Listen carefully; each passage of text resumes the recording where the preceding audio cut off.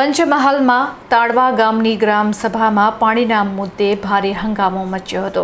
ધારાસભ્ય જેઠાભાઈ ભરવાડે અધિકારીઓને આડે હાથ લીધા હતા. પંચમહાલ જિલ્લાના શહેરાના ધારાસભ્ય અને વિધાનસભાના નાયબ મુખ્ય દંડક જેઠાભાઈ ભરવાડની અધ્યક્ષતામાં વિવિધ વિભાગના અધિકારીઓ અને પદાધિકારીઓની હાજરીમાં એક મહત્વપૂર્ણ ગ્રામસભા યોજાઈ હતી. તાલુકાના તાડવા ગામે યોજાયેલી આ ગ્રામસભામાં પીવાના પાણીની સમસ્યાને લઈને ગ્રામજનોએ ભારે આક્રોશ સાથે ઉગ્ર રજૂઆત કરી હતી.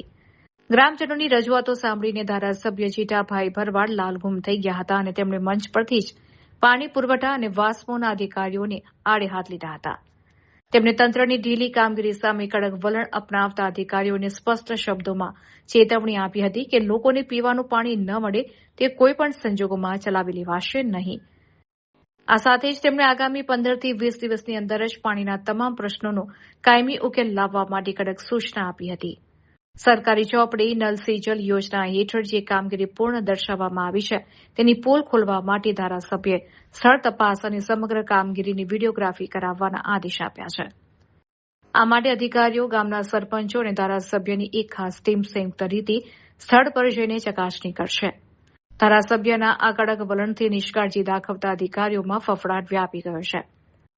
બીજી તરફ ગ્રામજનોમાં વહેલી તકે પાણીની સમસ્યા હલ થવાની આશા બંધાઈ છે. આજરોજ તાડવા મુકામે ગ્રામસભાનું આયોજન કરવામાં આવ્યું હતું. એની અંદર તમામ ગામમાંથી તમામ સમાજના વ્યક્તિઓ હાજર રહ્યા હતા. ગ્રામસભાની અંદર જે પ્રશ્નોની ચર્ચા થઈ એ પ્રશ્નો સત્વરે ઉકેલવા માટેની પણ વાત થઈ. પાણીની હોય, રોડ, રસ્તા, લાઇટ, આ બધાની વાત થઈ છે. ચર્ચા કરીને બધા અધિકારીઓ પણ હાજર રહ્યા. તમામ અધિકારીઓની હાજરીમાં ખાતરી આપી છે કે 15 દાડા 20 દાડાની અંદર તમામ જે કંઈ રજૂઆતો આવી છે એને પૂર્ણ કરવામાં આવશે.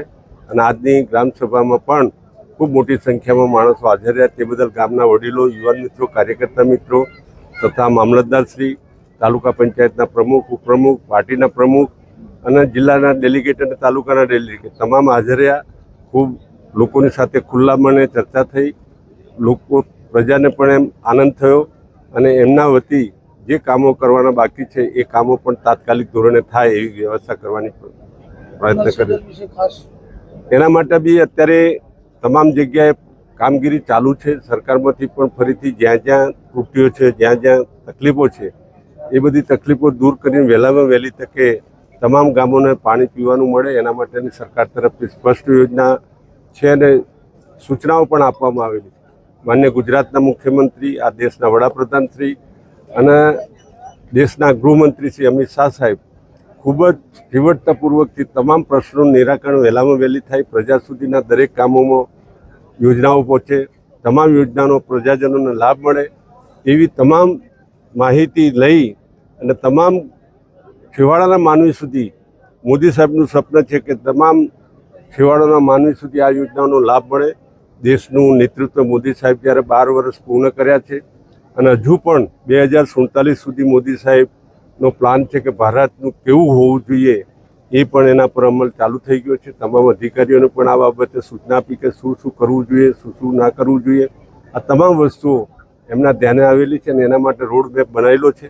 તો 2047નું ભારત કેવું હશે એ આપણે કલ્પના જ કરીએ છીએ. અને એમાં દેશના વડાપ્રધાન શ્રી મોદી સાહેબ અને ગુજરાતના મુખ્યમંત્રી ભૂપેન્દ્રભાઈ પટેલ, અમિત શાહ સાહેબ આ બધાની માર્ગદર્શન હેઠળ ખૂબ જ સરસ પ્રજાને કામ થાય એવી શુભેચ્છા છે. જય હિન્દ, જય ખોડિયાર, ભારત માતા કી જય, વંદે માતરમ.